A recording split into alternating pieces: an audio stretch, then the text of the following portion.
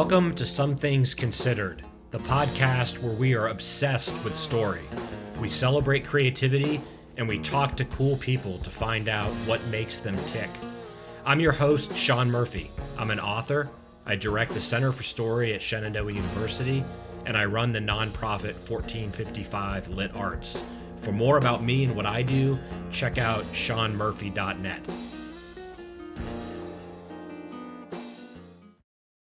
Hey, everybody. Welcome back to Some Things Considered. This is the podcast where we are obsessed with story, we celebrate creativity, and we talk to interesting people to find out what makes them tick. I'm your host, Sean Murphy. I'm a writer. I founded the nonprofit 1455 Lit Arts, and I direct the Center for Story at Shenandoah University. You can find out more about me at seanmurphy.net.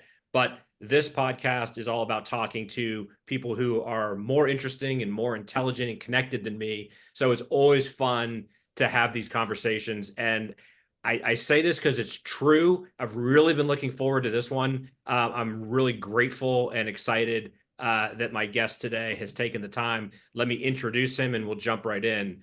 Today, I am joined by Jason Zinoman. He is a critic and author. He's written for Time Out New York, Vanity Fair, and Slate. In 2011, he published Shock Value, a nonfiction book about horror film. And then for a change of pace in 2017, published Letterman, the Giant of Late Night. For everyone who's a Gen X knows about David Letterman. Currently, he's a critic at large for the culture section of the New York Times and writes a column about comedy. Jason, thank you so much for being here today. Wonderful to be here. Thanks for asking me. Cool. Well, I mean, so as a long-standing reader of the New York Times, I can truthfully say I followed your work. I'm also, a huge fan of stand-up and comedy. I appreciate your take.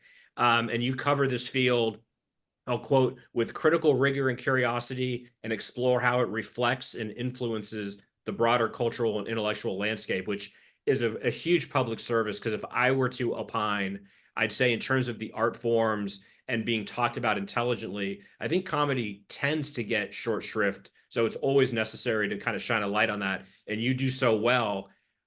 You became a blinking red light on my radar, courtesy of your recent piece entitled "For Comics, Honing Jokes has taken a backseat to marketing. That's not good."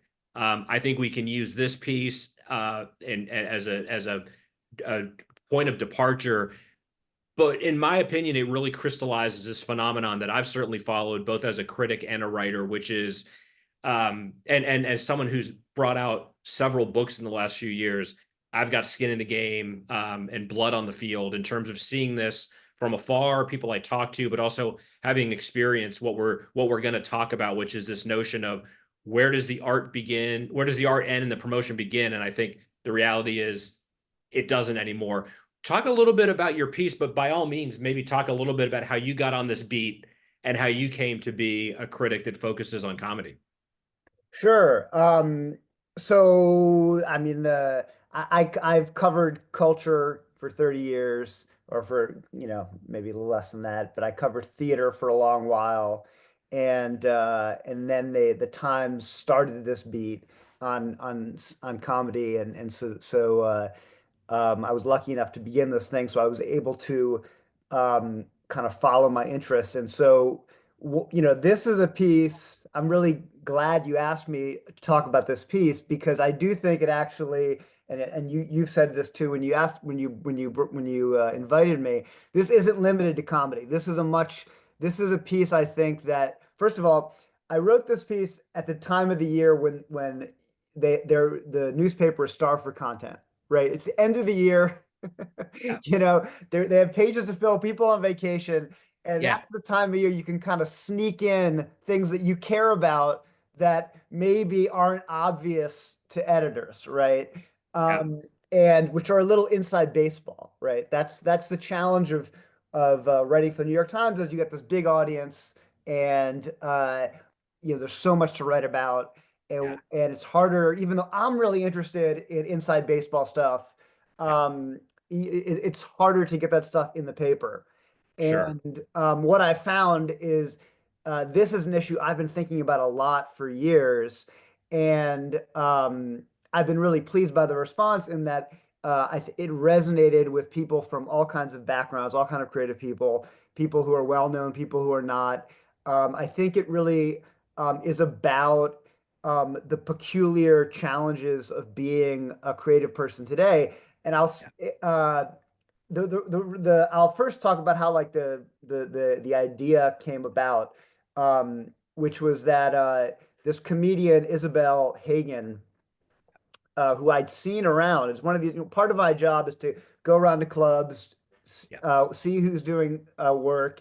And I clock like, oh, this is a young performer who's really talented. I'm going to Yeah. keep an eye on this person. And she was like a, classic example of somebody who I really was impressed with. And I was like, oh, this is someone who's going to make, if they keep at it, if they hone their craft, Yeah. they'll be a great artist who I'll be writing about someday, but they're not quite there yet, right? Yeah. And so I wrote about her a little bit at one point, but not a big piece.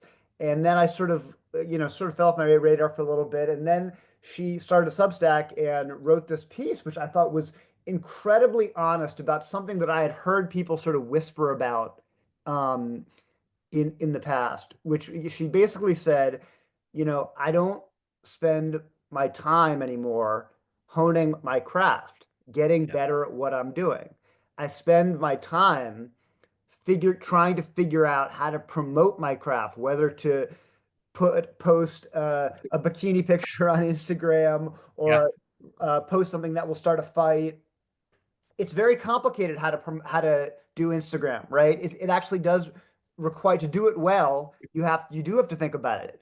Yeah. Um, and I think to some people, this is a minor issue, right? Oh, promote artists always had to promote their work, right? Yeah. What's the big deal? Um, but and I got some responses from people even saying that. But the truth is, I think it's not. It's a massive shift, and it was deeply depressing to me because here's this person who, you know, and I had talent, had a new angle on her comedy. It's exactly the kind of person artist you want to be spending all their time honing their craft. Yeah. Um, and the incentive structure of the internet is such where the smart move isn't always to do that. And I had seen various versions of that. The one other thing I'll say, and then I'll just shut up and let you respond to it, is that you mentioned earlier Gen X. I'm Gen X. And Yeah. I come at this story, I think part of the reason that it hits me is because I came up at a time when the idea of sort of selling out was stigmatized. And there was a Yeah. piece I wrote that also really resonated a couple years ago on Janine Garofalo. And it was about the decline of this idea of selling out as a negative thing and how far that was from when I was coming up, when Janine Garofalo was coming up. Yeah. And Janine Garofalo is somebody who's organized her life according to these Gen X principles in a way that Yes. almost nobody else has. She's off. She doesn't have a computer, I think. She has no social media accounts, no Amazing. podcasts, doesn't do press, Yeah. but she's constantly working every night. I see her out in clubs. She's honing her, she's hasn't stopped growing as an artist Yeah. to this day. Now, Yeah. whether her career is as far along as it would have been if she spent all her time doing social media, that's another question. Yeah. But that is at least what was in principle behind the idea of stigmatizing selling out, something that was often satirized and parodied and made fun of for good reason in some parts. But when I look at an artist like Isabel Hagen, saying like I don't spend time honing my craft anymore. I see, I see how far we've come from Yes. that Janine Garofalo model and I realized that when we lost this stigmatized idea about there's something wrong about promotion, which was always an overstatement, right? It was always a little bit overly pure. Yeah. Um, we lose quite a bit. Um, and what I'm trying to do with this piece is examine what is we're losing. You know what, and and I think the conversation that had started. What I heard from so many artists is that this is not a marginal issue. This isn't. This is a central one. And I think increasingly our headspace, and this applies to journalists as much as it does to artists, Yeah, are occupied not with the thing itself, writing, how to write a good 400 word review, how to write a great, 3,000 word essay, how to write a song, how to write a musical lyric, how to do if more and more of your time is spent building a brand online, is spent on how to develop followers, on yes, how to um, that's going to come at a sacrifice. that's right. Um, and it's going to come at a cost. And it's not only going to come at a cost to your art, it's also going to distort your art in the direction of what the algorithm likes, which, as Isabel, rightly pointed out, is conflict, Yeah. anger, um, and sex appeal, um, and the other things that whatever's on trend and political. Um, Yes. so That, yeah, I mean, so we could certainly, and I anticipated that we would be able to riff on the Gen X implications because we do have, for better or worse, I think it's a bit of both. We have the vantage point of we can remember the 20th century. We grew up pre-internet. The way I've tried to succinctly describe this, and I feel like I've used this line a lot, but because this comes up, is when I talk, especially to younger audiences or students, I try to have this one nugget to explain like what happened. And I say I'm always ultimately more optimistic and bullish because it's never been easier if you're a creative of any type to get your work into the world. The gatekeeping mechanisms, the digital revolution brought down some of those walls. So that's all to the good because it's a more inclusive kind of yep, creative space.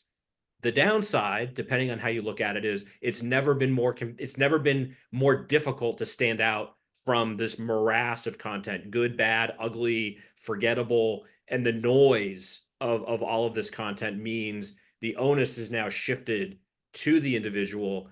The two things that I think of, Jason, are one, if for anyone that understandably would say, no one told you to be an artist, no one said it was going to pay the bills, suck it up. What's happened is it's not just this competition, but the infrastructure, because of consolidation, because there's less money going around, means these mechanisms for support, even if you've made it to a certain level, aren't there anymore. And I think on a societal and personal level, whether people realize it or not, I think artists have now internalized it's your fault if you're not getting out there because anyone, again, would understandably ask, what are you doing to promote yourself? Oh, you're not spending the time. Oh, that's cute. You're working on your craft. How precious. And yep, what I think has happened, Jason, I mean, there's of course a zillion ways to slice this, but the cliche, although there's some truth in it of the 10,000 hours, I think that still applies. And again, from a 20th century perspective, taking creative writing classes in the 90s, it was like you need to spend a lot of time to get to a certain level, and then some of the cream will rise. I think the reality is, even if you are able or you have the talent to do that and you've put in the time, then it's like, great. Now it's another 10,000 hours to figure out how to navigate this new world. And a lot of Gen X and older creatives have no bearings on how to navigate that. completely, completely. And I mean, I feel like we are kindred spirits in that we don't want to be like, everything's terrible, and I'm not like that. I agree with you. There's all sorts of good things about this. Putting power in the hands of artists is a great thing, and it is more inclusive. And I think it's better time than ever to get a start in whatever field you're interested in. And I'm someone who likes to experiment with form. So when younger journalists are like asking for advice, I'll say, yeah, you should learn video. You should learn how to edit. You should learn how to. Oh, but so I'm not saying things are we should. First of all, we're not going back, so it's pointless to even That's talk right. about that. Yeah. The I think that some things have are eternal and haven't changed, which is that people want to be good at what they're doing, right? They want to figure out how to be good at what they're doing. And while we do not live in a meritocracy, and the best work doesn't always succeed and the worst work doesn't always fail, right? Generally speaking, your chance of success is also better if you're good at what you're doing, right? That's to try to pose this in the less cynical, realistic way. Yes. That I believe, right? So if we, and I think everyone believes that. I think most people, as I should say, most people believe that, right? So Yep. that this idea that the 10,000 hour in comedy, the version of that when I started, and wasn't Gen X, this is just like 10 years ago, 8 years ago, you'd regularly hear people say, "Oh, you got to work, 8 hours in the 8 years in the clubs, 6 years in the clubs, depending who you talk to Yep. get good enough to go on to a bigger national platform or to be able to have your stuff seen on TV or whatever." Yep. And sometimes it would happen quicker, but that was an exception. But as a kind of rule of thumb, you wanted to get to, those years. That's gone now, right? People do not wait for that period of time. And in journalism, I started in the first internet boom. Yep. And no one said it's going to take you 10 years to get good. But I can now look back and say, oh, it took me many years of failure. Yep. At least, every form was different, reporting versus how to interview versus how to do review. But everyone took years of practice and failure to get a little better. And I'm still working at it, right? And Yep. I'm grateful that I was able to work at places that allowed me to fail early Yep. on. And I think that is still important uh, Yes. to young people today. You have to find places where you can fail. And that's not going to be necessarily on Instagram, right? It's not going to be on social media. Um, so I think those things haven't changed. People still want those things. It's just now I think you've got to figure out how to get better at your craft, and then you've Yep. got to also have a game plan for how to your career. And to me, the answer is you've got to understand sort of the metrics of success of whatever the moment is, right? That's important. You can do what Jeanine Garofalo does if you started in the 90s, right? Right. But it's Yep. harder to do that now, and it's unrealistic to expect people to be like completely oblivious of this, right? Yep. Or most people, right?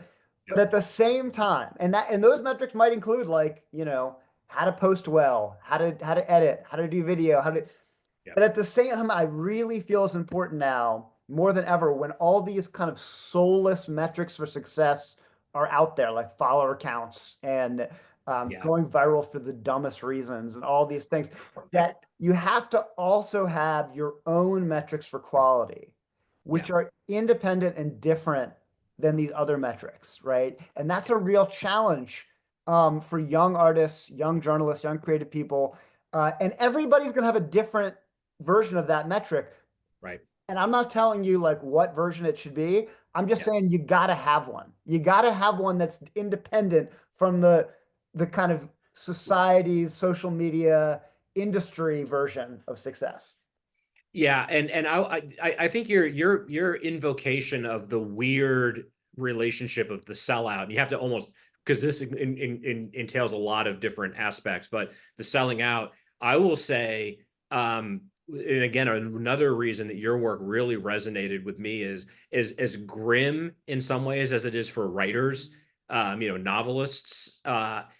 I think it's harder for comics because at least with writing, if you failed enough or you've gotten to a certain level where you are publishable, whatever ends up happening at the end of the day, most writers I think figure out you have to do work that sustains you, that you'll feel good about a month or a year, and you might have to learn that the hard way. But most writers that I talk to, and I'll Hmm. include myself, it might sound precious, but there's this inherent sense of what are you doing this for if you really are like hoping you're going to go viral as a writer. But I have an extra empathy because I think it's harder for comics because a comic can't mold a routine and say this will eventually be viewed and it'll be understood. It's like there's that immediacy that a musician or a theater or especially a comic, you have to catch that lightning in a bottle. So I think the immediate pressure is even more intense for a comic that knows that they've honed their craft, but they have to put their best foot forward in order to get that attraction so that they can perform live. A writer can still lick their wounds and say, I can go to my day job and I can write this great American novel, and at some point something good will happen, whether or not it does. But for comics, I don't even think they have that luxury. So again, I don't think it's all bad, but I want to be clear. As a writer that advocates for writing, I think it's harder for the comics that you've name checked and written about. I think you're right. I think it's why comedy is a really good prism for this issue because comedians, right, are understand what it's like to get you the ruthless metric for success of they laugh or they don't laugh. And any good comedian who's been at it for long enough knows at some point, even though some incredibly famous, successful ones will say otherwise, Yeah, that the the laugh isn't always like because the audience who laughs or not laughs isn't always trustworthy. Um, and sure. sometimes something of real ambition has to fail a lot before it succeeds.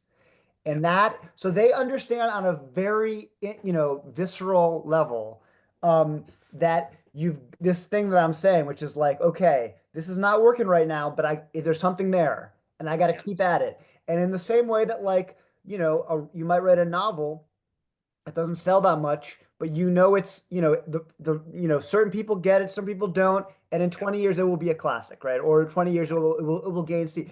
Uh, the if you've been doing this for as long as you and I have, you see that like oh the things that really were whatever successes quotes they're not necessarily the things that you're most proud of 10, 20 years ago, or the things that people still respond to 20 years ago. I mean, even on a very small level now I know exactly how many people are reading my stuff online the next day that piece of content. That was not true when I started. That that's wasn't true right. 10 years ago. Yeah, That's very dangerous, yeah, right? So this is an issue that is very personal to me because I myself yeah, have to create these metrics. So I have to, for instance, this story yeah, I take a lot of pride in. Okay. This is, in my opinion, I was very happy to go on your podcast and talk about it because I think this is a really good story.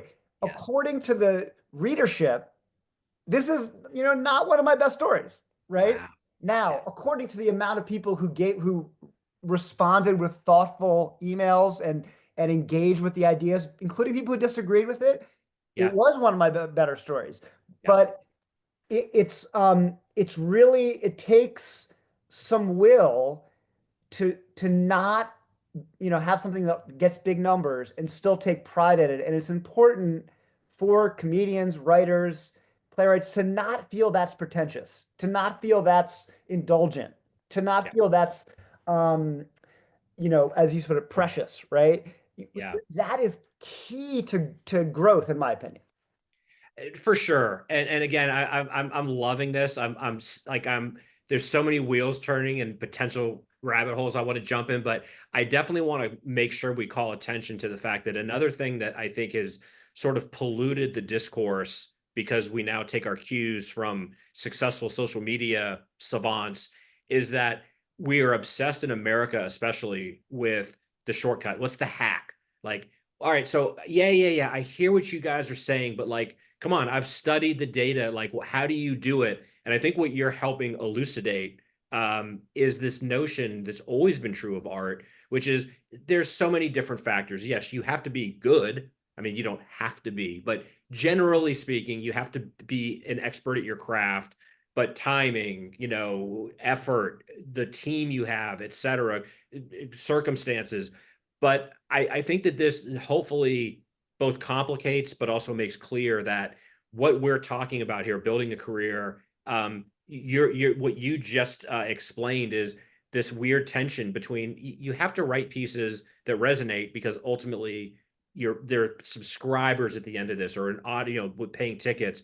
And it's that wonderful, weird tension that I think creatives figure out and navigate, which is give the people what they want. And forgive me but you almost have to give the people what they want, do what's important to you, and that way you're always veering between cynicism and self-indulgence but you're figuring out as you go. And again, I've always had a special place in my heart for comedians because at least with writers, you get rejected or you revise in your underwear when no one's watching. Comedians go out there and live and die in the moment every night in the bravery of Yep. that, but the risk taking and it makes me think of jazz. Like that's where the improvisation occurs. You don't improvise unless you are adept. And Yep. then in those moments is when the lightning gets captured in the bottle. But so I guess for everyone watching that really doesn't follow this, I think what Jason and I are taking pains to point out is the bad news is there's no hack. Like there's no one's going to write a best-selling book that says, here's how you bypass all this, but also that I think there's liberation there because there's not one path. And so Yep. what works for one comedian might not work for another.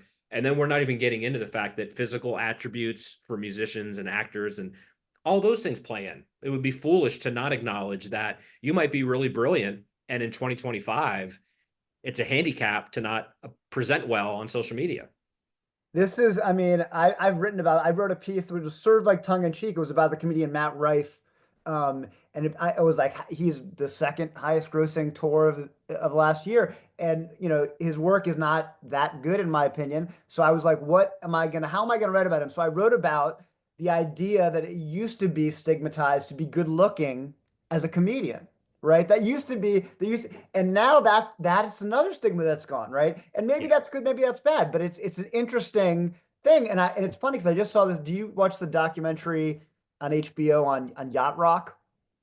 I, I haven't watched it yet, but I mean, it's couldn't be more in my wheelhouse. Although I have to say I'm expecting to be disappointed because I'm that much into that era. Oh, well, okay. So yeah, I have to say I'm not as informed about. I mean, I didn't. It turns out I did know all that music, but I didn't think I knew all that music. So the documentary was interesting to me. But there's one point of it which just really resonated, which was like all that music came about right before MTV, right? And so all these guys were not necessarily the best looking people. And if you look at them, you're like, they clearly would never have made it if they were born a few years late, right? And it's Yeah. like things haven't changed that much. It's like that for music, you could look, and they made the point in the documentary that like you didn't need to be beautiful when MTV started, but you needed a look. And that's Yes. where I think the more practical advice is that I don't think you need to be on social media all the time and pandering to the lowest common, but you do need, and you're totally right, there's not one hack, Yep. but you do need to be aware of sort of generally speaking Yep. how uh, how kind of the algorithm works, how promotion works, in the same way that artists always have, in the same way that Shakespeare had to be aware of what's going to piss off the king here. Or like Yes. I got to bring Falstaff back after we killed him off, because the audience, like of course, artists have never been purely divorced from these commercial interests or political interests. Um, and so the same thing is here, but now it's not about the king; it's about the king of the algorithm, the royal algorithm, right? And Yeah. so you have to be kind of aware of it, but you have to, and I'm like, it's funny.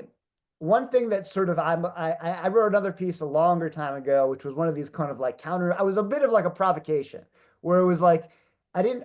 I wanted to write a defense of the gatekeeper, right? Or I think what it was is a defense of the network suit, Yep. right? Who everyone Yes. hates, right? Everyone hated the Sure. suit.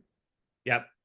But I think, what's happened now that the network suit has basically disappeared, Yeah. um, and the gatekeepers have disappeared, right?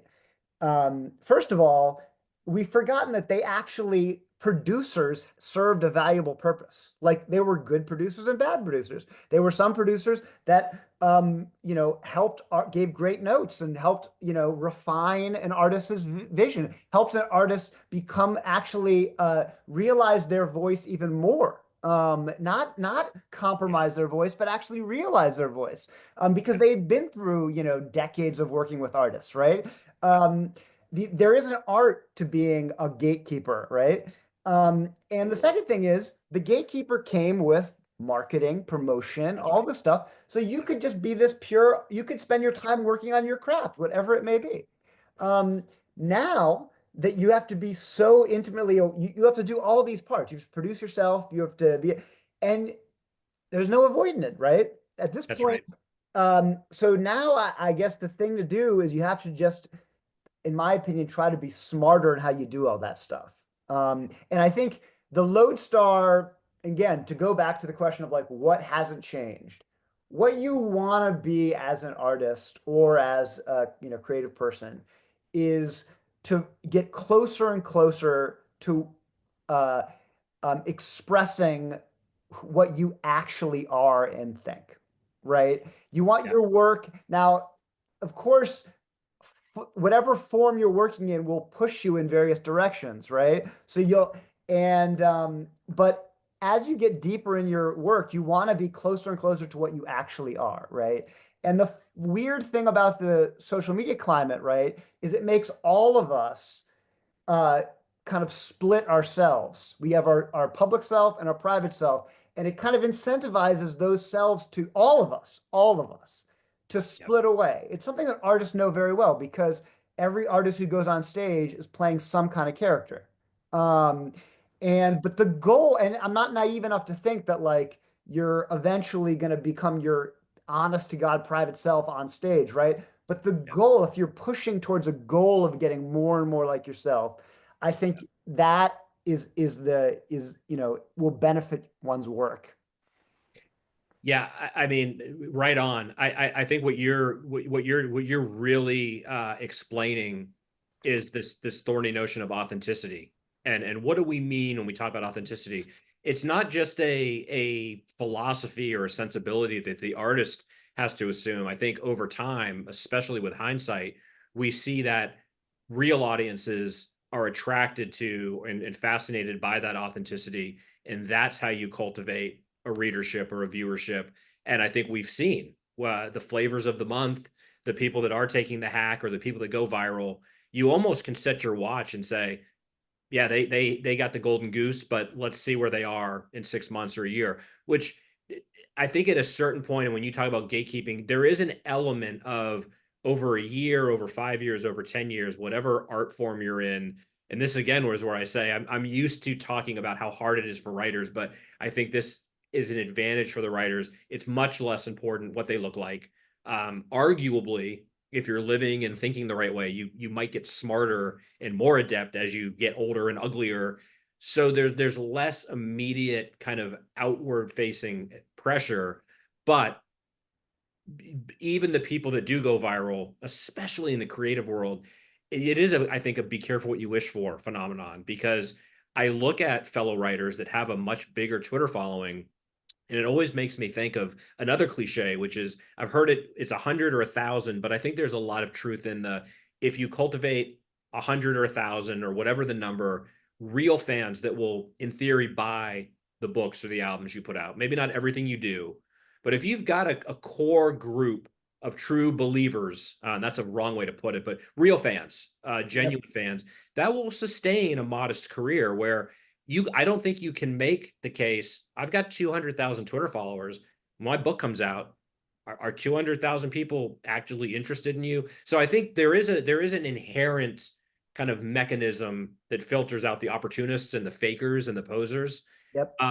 But what we're talking about is that there did used to be, at the expense maybe of inclusivity, but once you got past the gatekeeper, there was a mechanism in place of PR and marketing, and there was a budget associated.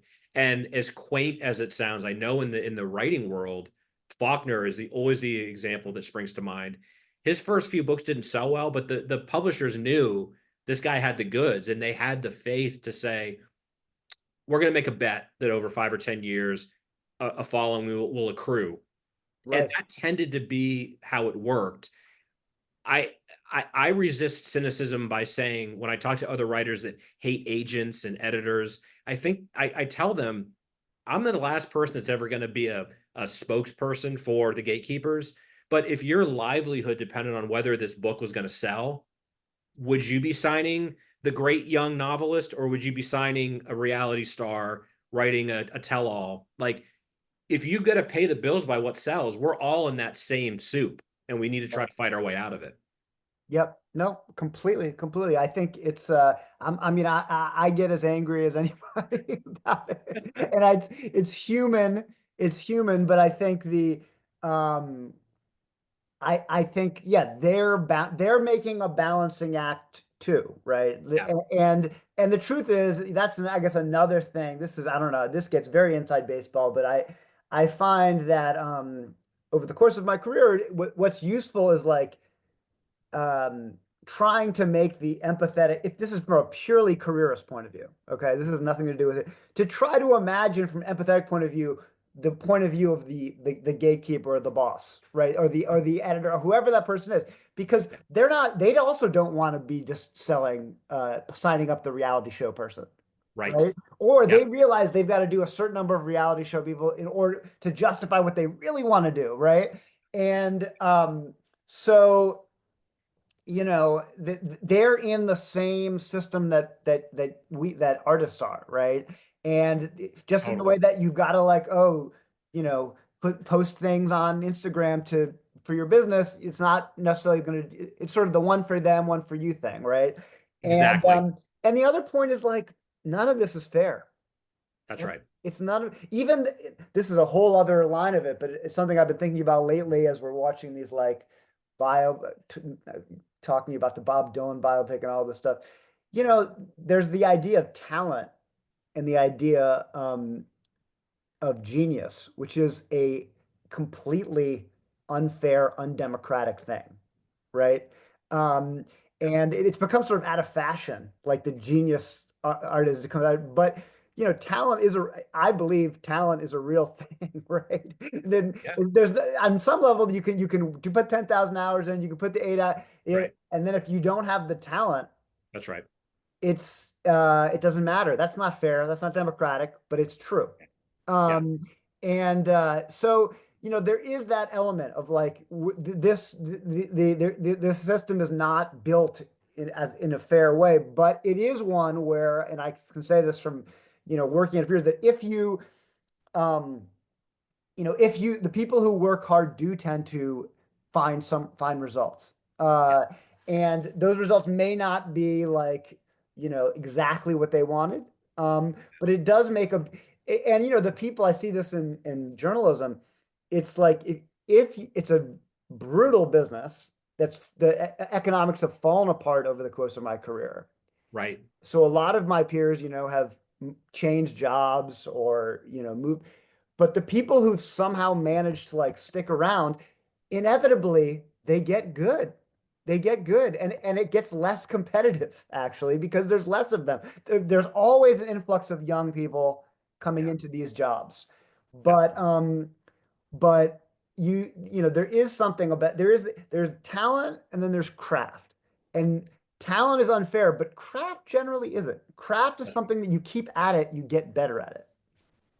Yeah, I mean, when I talk to people, getting back to the whole hack and what's the, how does when you talk about talent, like Michael Jordan and name a concert pianist, they had both talent and everything, but even the people that are the best at what they do, read me a story that doesn't include all those hours practicing, all those hours shooting free throws, getting Yep. cut from the team that motivated you. So I think I find kind of liberation in the notion that even the best of the best, I mean, the Beatles, right? Like the Beatles didn't come wholly formed in 1964 and break the world open.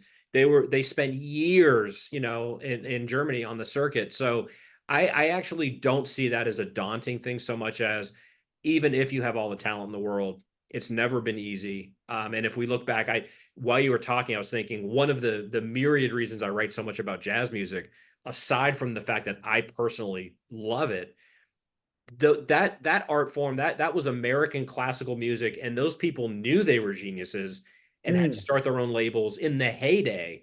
So yep. there's other art forms where it's always been uphill, it's always been challenging. So in that regard, I think for especially for younger creatives that are hearing us and thinking, great, so I need to be have Elon Musk's Twitter game. Might need to, be able to get the Kardashian personality charisma and do the work. It's probably, as always with all this stuff, the boring answer is it's a balance, it's a cultivation, it's taking advantage of the technology that's available. And the thing that I don't think we've mentioned yet that I always come back to is I think what usually helps too is if you're an active citizen of your artistic community, whether you're a journalist, a comic, I imagine, but certainly a musician and a writer, if you're actually doing the work to promote other people, it is karma, but it's also you can't be aloof if you're part of something that's bigger than you, and that helps draw in people that might not have heard of you. So it is a pay it forward to not feel like you've got to be up in your mountain logging in your 6 hours of social, self promotion.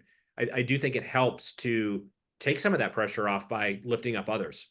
I mean, that's such a smart point, and it is something that, it was harder to do that before all this technology.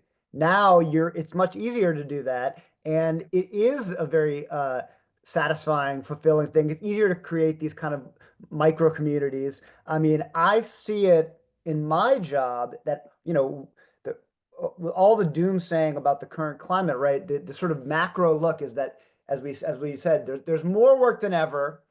It's harder to it's harder to find, right? It's harder to find, which, in as a critic, critics are always periodically soul searching about what, the purpose of their job. What's the purpose of criticism? Is it dead? Is it dying? Is it um, and interestingly, I think this world of like vast options that people don't know has clarified one tremendously valuable role of criticism, which I see it, on a daily basis, which is like, you know, there's a huge number of people there who want to know what is like this great new talent, whether it's in theater or comedy, whatever. If you point people in that direction, if you do this active translation, which is Yeah. write about or share somebody is good from an inside baseball thing, but in a way that a broader community can understand. Someone who like Yes. doesn't have the time to dig into it, they're grateful because it's so hard and complicated to figure out what's going on. Where do I look? How do I do it? Um, Yeah. I think for critics who are the people who are sort of my tribe, right? Yeah. I'm like, it's a great time. It's complicated. It's hard to figure out. The form is constantly shifting, but people want and the economics of it are a nightmare, obviously. And you've got all these billionaires with, more power over these um, over, the forms that you're using, which introduces all kinds of new problems. But Right. people want what you have. Um, People Yeah. want what your traditional role is in a way that's so obvious now, in a way that it wasn't necessarily Yeah. decades ago. Yeah, and listen, I would be remiss to not take a moment and say, we've never needed astute critics more because of all the things we've been talking about. I do think we would both agree, like whether it's the reviews on Amazon or the comments in YouTube, like there are some very nice democratic. I mean, it's very messy. There's a lot of Yep. nonsense, but there are some more democratic ways to assess what's resonating with people. But having people with skin in the game that know their craft and are trying to turn people on to whatever they're talking about. First of all, it takes a lot of talent and practice, but it's serving a very good societal purpose. So props, to you for being, one of the last people that is able and willing to put in that work. I'd also be remiss because I definitely want to ask you about another semi-related topic, but for me anyway, because we can and probably should continue talking about this, but if I were to sum it up, I'd say the most interesting, depressing, and illuminating conversation I had last year happened to be with, long story short, a pretty prominent publicist in the Okay. literary world.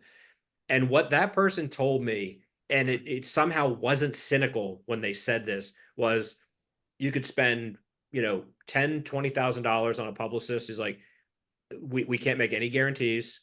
There is no, once you get behind the gate, There's no shortcut. There's no like we don't even know what's going to resonate. And with these mechanisms we're talking about, even if we get you a review in the Wall Street Journal, New York Times, LA Times, is that even going to translate to units sold? So as overwhelming and depressing as that is, that's why I keep coming back to I'm kind of a recalcitrant optimist because Yeah. I find opportunity and the potential for disruption in the fact that we are now maybe in the Wild West. You've articulated beautifully how it's a push and pull of opportunity and restriction, but to hear from people inside the system saying, even we don't really know. Like we can put our we can put our fingers on the scales, but we can't guarantee. I think there's something beautiful because we look back at the 20th century and it was a rigged system. Yeah. There were people that said this is going to be a number one hit. Here's how it's going to happen. So um, that's my final kind of 2 cents is that no one has the answers. So within that, there's the possibility for some happy accidents to occur, which will bring art forth that we would never otherwise have had. Complete. Just to back up what you're saying. I mean, look, I respect publicists. I have a great relationship with a lot of publicists. I've worked with them my whole career. I think they, good ones are incredibly valuable for artists, etc. But from a macro point of view, they're my natural enemy, right? I don't think that there should be no rig system. Like there should no you shouldn't be able to pay money to anyone to help your work get better over somebody else unless at all, right? It should be in a perfect world, it should be merit. And Yeah. traditionally, Broadway has had more access to publicists than off Broadway, and big major labels have more access to publicists than indie labels. This is a bad thing, right? This is a bad thing. And the argument for independent critics has always been if you get rid of us, which largely they have, right, Yep. in many different spheres, some more than others, then it Yep. becomes all publicity. Publicity, you might not like critics, and of course, people hate critics, and I wouldn't deny them the pleasure. I've hated them myself. But but the alternative Yes. is is either nothing, Yep. not being heard, um, or the whoever has the most publicity money. So, on that sense, the decline in that power is on a macro level. Again, I feel for the human beings doing those jobs, and Yep. as I say, they're good, is a good thing. Yep. And as you said, like the people doing the uh, Amazon reviews or Mike Goodreads, there's a lot of nonsense, but I also don't feel like one thing I love about my job, it's not like critics have some specialized, it's not like we're getting a medical degree to do it, right? There could be somebody writing an Amazon review who's writes a better review than I do about whatever and like that, you've got to earn your authority every day, right? And and it's a good thing to have often having this breadth of all these people weighing in the discourse. Yeah. Sometimes that's fantastic, and I can point to specific things where I think it's improved the discourse. I think we both can point to a million things where it's hurt the discourse. um, but more voices, the better talking about it, include positive and negative, and that's Right. to get into the weeds about what to kind of bring it back. One of the lessons that you take from what Isabel Hagen um, described about the incentives of the current system, Mhm. which is, I think there's a lesson to be had that artists can learn, is that, she said, oh, I don't spend my time, her and I spend my time thinking, do I post a bikini pic or do I post something that will piss people off and get argument in the comments? Now, Yep. what does that mean? What that means is that what the algorithm rewards is Yeah. conflict, argument, negativity. There's this sense, understandably, that negative reviews, right? Artists get very mad at negative reviews, but from a commercial standpoint, they might be better than a positive review. Right. I mean, first of all, they create backlash and then back and forth. They Yeah. create discussion, they create Yeah. defense. Like this idea, I think artists have always been understandably wrong because no one likes negativity. I feel it just as much as anybody.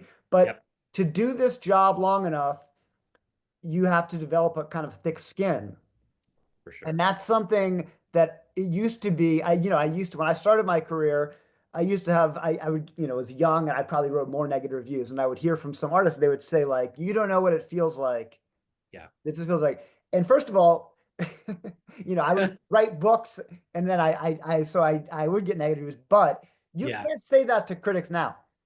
We're on the internet and we're getting hammered every day. We know exactly what it feels like. It doesn't feel good, right? But that's it's right. part of being in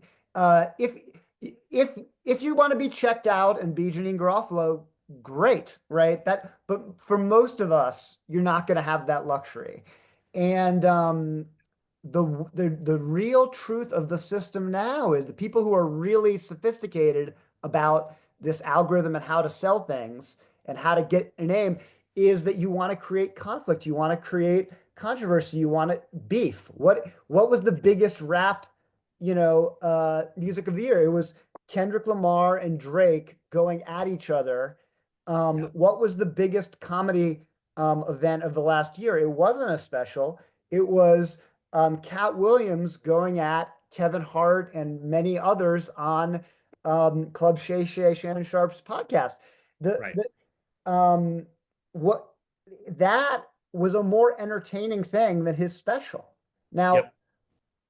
we can bemoan that, and I do, right? I do. I'd rather the special be the thing that we cover, but in the reality, it's like those distinctions matter less than they That's right. used to. And I guess the positive spin on it is there are opportunities to do really creative things in podcasts. I mean, we're like we're doing now. There are Yeah. opportunities to do really creative things on Instagram. There are opportunities to do really creative things on TikTok, whatever.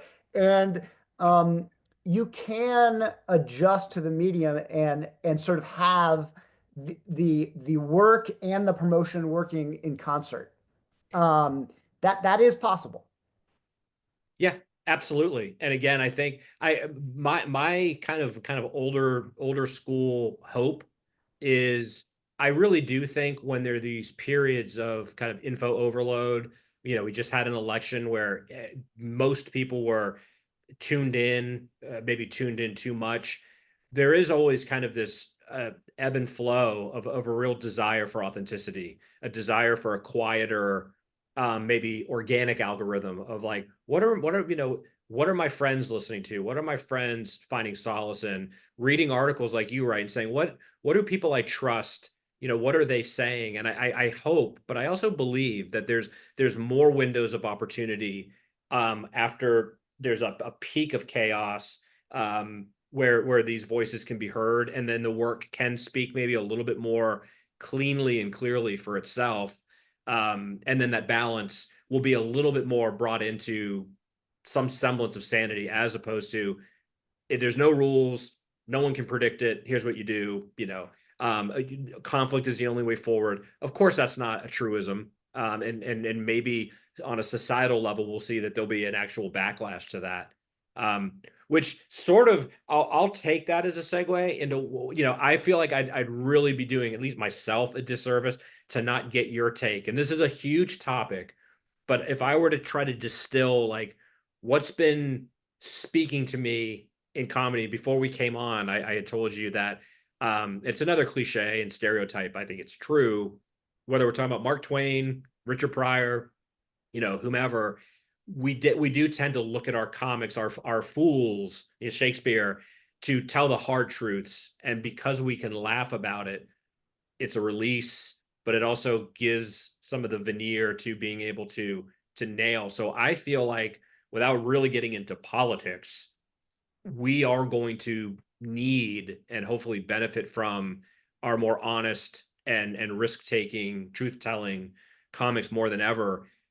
But that's coming off of an era where we've seen some of the best loved and paid, and I will name two names: Seinfeld and Chappelle, who can't complain, or Ben Bill Maher, who can't complain enough about censorship, and it's never been tougher. And it's like, let me hear more from incredibly lucky, hardworking, talented, 100%, fortunate, privileged, super wealthy, and connected people whining and wanting to continue to be able to punch down with impunity. I look at someone like a Jeselnik, who I find so refreshing when he's calling out, there's no cancel culture, get over yourself. It's not really a question, but I wanted to just tee up like as it relates to politics and like 2025, where do you see kind of the world of comedy and who are some of the bright lights or who's going to be able to help us? Or is that a non-starter and I shouldn't even bring politics into kind of the art form? No, I think it's going to be it's inextricably wound up in it. I think that you're going to see um, two different routes, and yeah, I think you're already seeing this. You're going to see a, you're already seeing a kind of rise in very escapist, apolitical comedy. Like the most, I said Matt Rife was the second most, uh, had made the second most money of any tour last year. The most who made the most money by far is Nate Bargatze, who is a very interesting example. I think he's a very talented comedian. Uh, and in my opinion, he's an interesting example, which is a little bit related to what we're talking about, which is that everyone saw that the culture was fragmenting into all these niches, right? There was Yep. liberal comedy, conservative comedy, experimental comedy, club comedy, alt comedy, all this stuff. And so everybody started to move into their niche. And they did the opposite of what they did in the first comedy boom, like the original Seinfeld era, which is, broadly relatable observational humor that Yeah. appeals to everybody, right? Or Yeah. that aims to appeal to everybody, right? Yeah. And crazily, that became the most wide open niche in the culture that Nate Bargatze just walked right into. He's like, I'm going to do, I saw Nate Bargatze perform at Radio City Music Hall at 5 p.m. Nobody does shows at 5 p.m. Why is that? Right. Because Right. he wants 10-year-olds, he wants 90-year-olds, he wants right, he wants left, he wants it's and there's a and it was the most, diverse age demographic I've seen, right? And so I think you're going to see more, people like Jim Gaffigan have done that kind of thing as well. And Yeah. so I think Yeah. you're going to see that kind of work flourishing. Yep. And then you're going to see, engaged political work. My next column is about Roy Wood, who has a special that's coming out at the end of this week, which is, taking a big swing about, you know, uh, the political state of the country and how sort of technology has made us disconnected.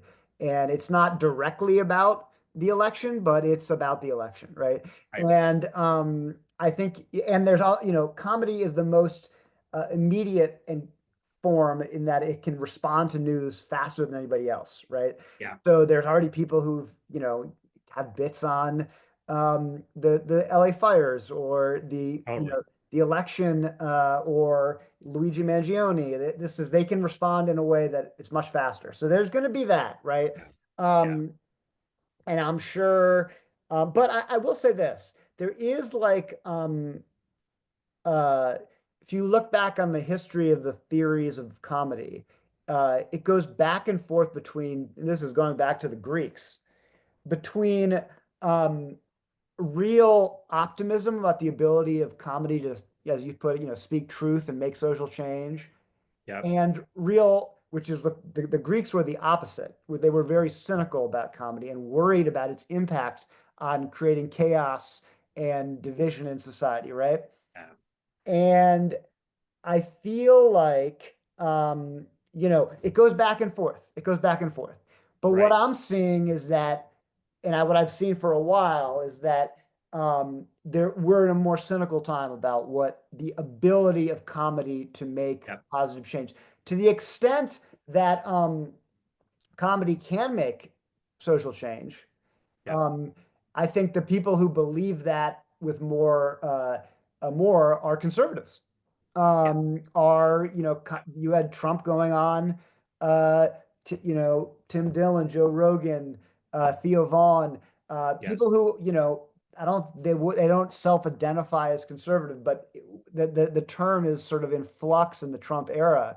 He Yes. used comedians right? Yes. In a very effective way, particularly to reach young men, right? That's right. And I think in a weird way, Joe Rogan is sort of inherits is the legacy of Jon Stewart, because Jon Stewart, the thing they have in common, they obviously have different political slant. The thing they have in common is that Jon Stewart has a huge audience that's, moved from watching the news to watching him. And now you got a lot of people, and Bingo. then the people on the left loved that, right? He was celebrated by like, all right, but the right can do that too. Yeah. And now you have people who trust, which is full of like conspiracies and things that are and that kind of knee-jerk nihilistic Yeah. cynicism about any kind of objective truth, where it leads to something like a Mark Zuckerberg saying, "I'm not going." Yeah, I mean, it's incredible. We live in a moment when the real most powerful figures in media, who are like Yes. Mark Zuckerberg and Elon Musk, one of them, Mark Zuckerberg, says, "I'm getting rid of fact checkers proudly," right? Yeah. Put aside all the details of it.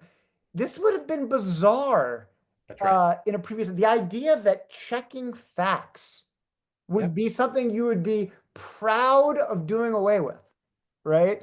Like, Yep. it's so striking. Like, really, you have this massive amount of control over what people read, Yes. all of us, right? And you're just, and until recently, I thought facts was something that we all, across, at least pay lip service. Everybody pay lip service to be. You're proudly saying we're not Yep. going to. Now I realize that the issue is more complicated, and is, Yes. but we're in a very we're in a strange moment, and we should be clear about who's in power. That Yeah. Mark Zuckerberg and Elon Musk are the most powerful people in media, and figures like Joe Rogan are the establishment, right? And so that does leave a big opportunity for a counter to that, a new counterculture, a new anti-establishment, right? And I Yeah. would not be shocked, or I should put it differently. I would be shocked Yeah. if you know critics of the upcoming administration in comedy don't take advantage of that. Don't come to the fore. Don't, because there's a lot of people who want to have their point of view spoken, and they're the what I consider the mainstream media now, which is Elon Musk, Joe Rogan. That's the real mainstream media now. That's right. Right? In 2020, we need to update our idea, not what they're talking about mainstream. These, like, the Washington Post is a niche operation now, right? That's right. Yeah. Um, there is an opening for artists to do what they've traditionally done, which is to, provide an alternative voice, to speak for many, and to do it in an artful, some maybe sideways way, maybe polemical way. There's room Yes. for all kinds. Um, and I'm looking forward to seeing what comes of it. Yeah. I mean, mic drop, total agreement. I would just say two quick things, which is one, uh, that that someone was able to put out a statement with in sincerity saying equating fact checking with censorship. Orwell was like, I've checked, like this has gone way beyond anything I even wrote satirically about. But to your point, and this is right off of the proverbial front pages, and it is a personal, as a story, as someone that studies story and narrative. What Bill Burr was able to do in 10 seconds on, I don't know if it was Jimmy Kimmel but talking about the fires, and Yeah, he was basically this to me anyway, and I didn't tee it up this way intentionally, but for me, this is my final statement, which is what the Democrats struggle with, what journalists struggle with, which what all of us in our chat room struggle with. Bill Burr was able to just say, "Yeah, you sitting there in your underwear, you know more than the fire department about these fires," and it was a laugh. It was witty, but there it is. Like, you could have political debates till the cows come home. You could write thesis papers. I could sit you down one at a time and explain how the proliferation of conspiracy is making us dumber and yada yada. But Bill Burr, by being able to be intelligent and witty, that one line does more than most politicians can do to disabuse people of, like, who do we trust? There's no voices of sanity. we completely. make fun of some of this idiocy, there's at least a chance of getting a more intelligent discourse happening. I agree completely. And by the way, Bill Burr's been doing it for a long time. If you want to, if your listeners, Google Burr on Rogan about COVID, Yep, he did the exact same thing. that's right. And it was just as you said, cut right to the quick. The similar theme. Yeah, This is something he's been clearly thinking about, yeah, um, and in a language that can be heard. yes, Um, and I think that's going to be the challenge because it's interesting. I see a lot of people boycotting and I sympathize with, getting off these social media. I wish I can get off them, but I don't sure. think I think you have to kind of play on the field you're on. And Yeah, you've got to find a way to have discussions. And you've got to find a way to, um, disagree. Um, and and I and so I think that's a different. I'm not even talking about the work of politics. I'm talking about the yeah, work of sort of the discourse around art and culture and ideas. yes, yeah, Um, and the one of the wonderful things about comedy traditionally, and this is less so now than it used to be, but it was an area where people who disagreed could be in the same room and um, yeah, and hear each other out. Um, and obviously, there's also fantastic traditions that are people preaching the converted, or you know, yeah, incredible traditions of polemicists and comedy. But I wouldn't want to for that to go away, and I worry about that sometimes.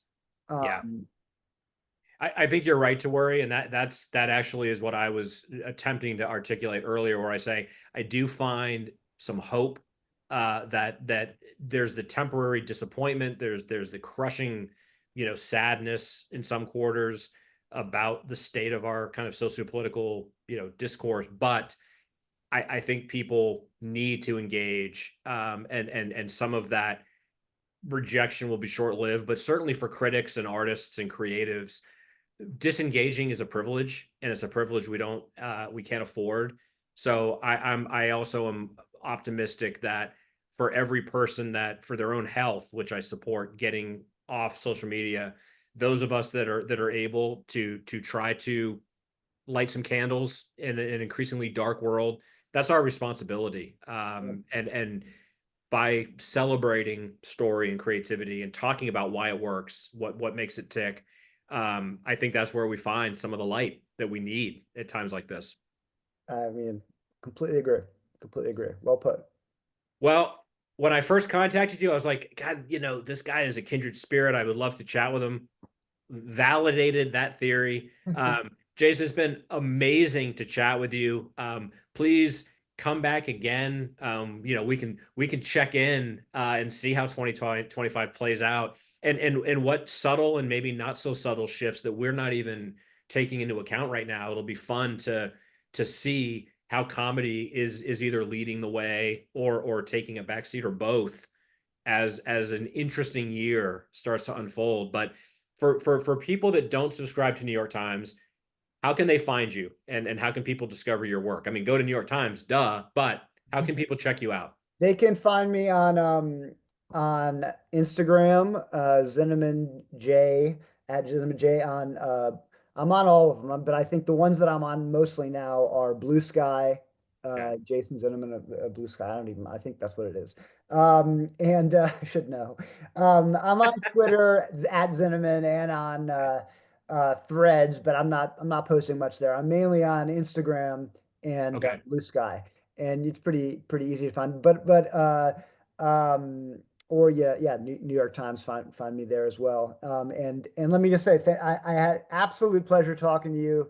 Thank you for doing what you're doing. This is, it's great to have, forums to have these kind of conversations, and it's been an absolute pleasure. Right on. Well, to be continued, and we'll put all the social media when we do our promotion. We'll make sure people can easily link to you. Folks, Jason Zinoman, thanks for being here. Check him out online. Once again, thanks for checking out Some Things Considered. You can find out more at seanmurphy.net. If you want to be a guest, let me know. If you know someone that should be a guest, let me know. Spread the word.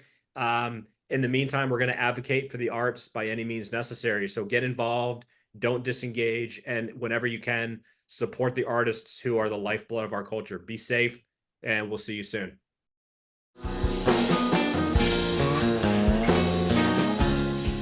Thanks for tuning in to Some Things Considered. Find out more, including how to be a guest, at seanmurphy.net. Reminder, we are obsessed with story and celebrating creativity. Also, we're here to advocate for the arts by any means necessary. Drop us a line, get involved, and support our creatives who are the lifeblood of our culture. I'm Sean Murphy. See you on the next episode of Some Things Considered.